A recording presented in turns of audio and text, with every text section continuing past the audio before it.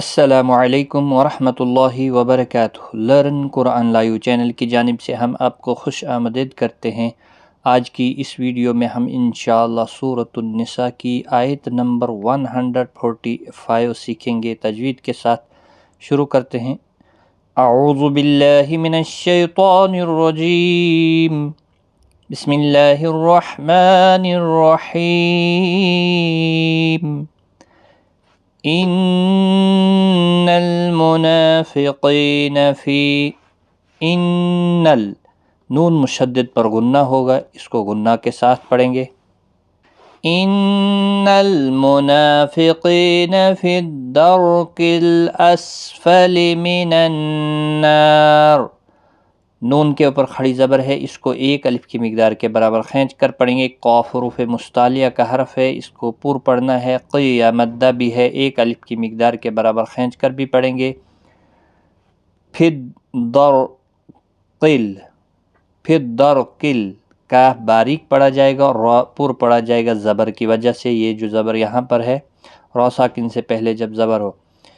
کل اسفل، سین ساکن کو ہلانا نہیں، باقی کسی بھی حرکت والے حرف کو کھینچنا نہیں۔ من النار، نون مشدد پر غنہ ہوگا، الف مدہ بھی ہے، ایک الف کی مقدار کے برابر کھینچ کر بھی پڑھیں گے۔ اور وقف کی صورت میں جب را ساکن ہوگا تو 3 سے 5 الف کی مقدار کے برابر کھینچ کر وقف کریں گے۔ را پور بھی پڑھا جائے گا، کیونکہ را ساکن جب وقف کی صورت میں ہوگا تو پچھلے حرف کے اوپر زبر ہے۔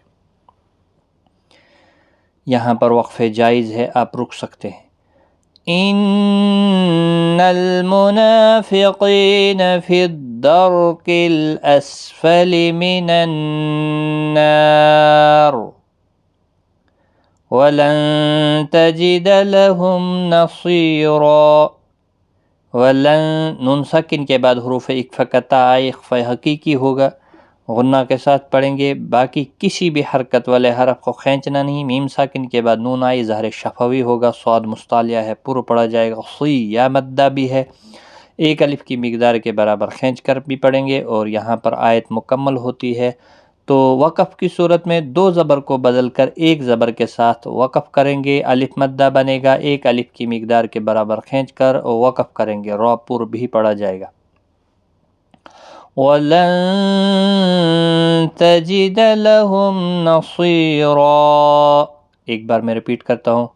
ان المنافقین فی الدرک الاسفل من النار ولن تجد لهم نصیرا۔ صدق اللہ العظیم۔ آج کی اس تجوید کلاس میں اتنا ہی۔ ویڈیو کو زیادہ سے زیادہ شیئر کریں۔ اللہ تعالیٰ آپ کو جزائے خیر دے۔ خدا حافظ۔